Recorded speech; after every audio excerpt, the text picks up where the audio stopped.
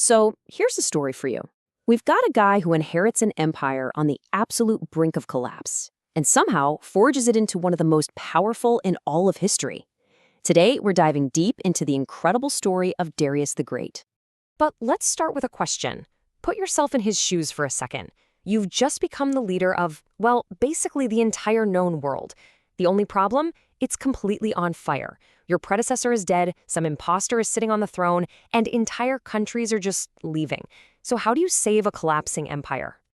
Because that was the cold, hard reality in 522 BCE. The massive Achaemenid Empire, the one built by Cyrus the Great, was literally imploding. Cyrus's son, Cambyses II, dies under some very mysterious circumstances. Then a man named Gaumata pops up, claiming to be the king's long-lost brother, and he just takes power. And boom, just like that, the entire empire erupts in open rebellion. And it's into this absolute chaos that our main character steps onto the stage. Now, he wasn't the king's son. He wasn't the obvious heir at all.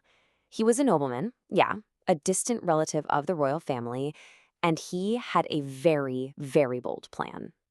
You see, before he was Darius the Great, he was just Darius, a spearman in the king's own army. One source even says he was of no consequence at the time. So the big question is, how does a guy like that go from being basically a royal bodyguard to the king of kings? Well, if you ask Darius himself, it was nothing short of a divine mission. I mean, he didn't just write this down. He had his version of the story carved into a massive cliff face at a place called Behistun for literally everyone to see. In his telling, he and 6 other nobles heroically killed the imposter Gaumata, restored order, and did it all by the grace of the god Ahura Mazda. So, Darius paints this picture of a righteous, heroic act, but ancient historians tell a very different story. The Greek writer Herodotus, he spins a much wilder tale. He says that after the nobles killed the usurper, they made a deal. Whoever's horse neighed first at sunrise, he gets to be king. And Darius, always the opportunist, has his servant pull a clever trick to make his horse neigh right on cue, winning him the crown. So, what do you believe? Divine right or a funny story about a horse? Well, the truth might be even darker than either of those. A lot of modern historians now look at that giant rock carving as a brilliant piece of propaganda. They argue that the so-called imposter was actually Bardia, Cyrus's real son and the true heir, and that Darius, he actually staged a coup, murdered the king, and seized power for himself. Whether he was a savior or a usurper, Darius now had the throne. But holding on to it, that was a whole other problem. The empire wasn't just unstable, it was in full-blown open revolt. Just to give you an idea of this scale here, in his own inscriptions, Darius claims he fought 19 battles against 9 lying kings. His words, all in his first year's ruler, 9. 9 different pretenders to his throne, each with their own army, all rising up at the same time. It's almost impossible to imagine the sheer chaos he was facing. And this wasn't just some problem in a faraway province. The rebellions were everywhere, from the ancient power centers of Elam and Babylonia to distant Egypt, even in Persis, his own homeland. It seemed like pretty much everyone was fighting to get away from his rule. The empire was actively trying to tear itself into pieces. But Darius had an ace up his sleeve, a fiercely loyal army. He went on this brutal whirlwind campaign, marching his forces at incredible speeds from one crisis to the next. He didn't bother with negotiations. He crushed them. With just ruthless efficiency, he defeated every single rebel army and made horrifying examples of their leaders. He stitched the fractured empire back together, not with diplomacy, but with overwhelming force.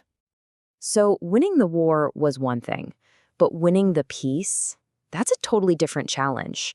And this is where we see a switch. Darius the soldier gives way to Darius the statesman, and really an organizational genius. I mean, really think about that for a second. How do you actually govern an empire this massive? We're talking about a territory that stretched from what's now Bulgaria all the way over to Pakistan. You can't just rule by force forever. You need a system, a real one.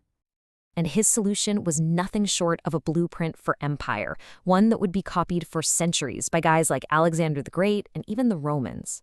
First, he divided the whole thing into 20 provinces, which he called satrapies. He put a governor, a satrap, in charge of each one. But here's the genius part. To make sure no single governor got too powerful, he put in checks and balances, a separate secretary and a treasurer who reported directly back to him. And to top it off, he had royal inspectors, called the king's eyes and ears, who could just show up unannounced to make sure everything was running smoothly. But political organization wasn't enough. He also completely revolutionized the economy. He introduced the daric, which was one of the world's first standardized gold coins. You can kind of think of it like the euro, but for the ancient world. All of a sudden, with this single currency, it became radically simpler to regulate trade, and more importantly, to collect taxes across this huge multicultural empire. And you know what? This new system created an incredible amount of wealth. There was a new tax system on things like land and livestock that brought in steady cash. Each of the 20 satrapies had to pay a fixed annual payment, or tribute. And of course, the new currency just supercharged trade.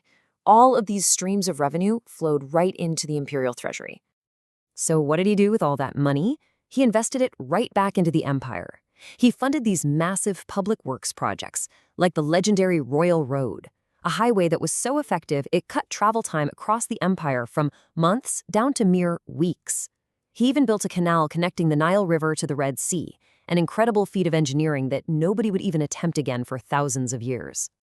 So after seizing a chaotic empire, crushing all his opposition, and completely reorganizing its government and its economy, what's the legacy he left behind?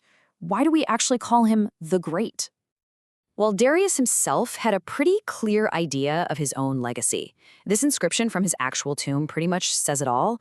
Great king, king of kings, king of countries containing all kinds of men, king in this great earth far and wide. You can see he didn't just see himself as the ruler of Persians, but as the ruler of the entire world.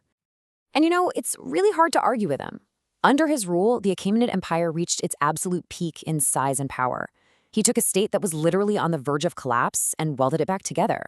He created administrative and economic systems that were so effective, they were used for centuries after he was gone.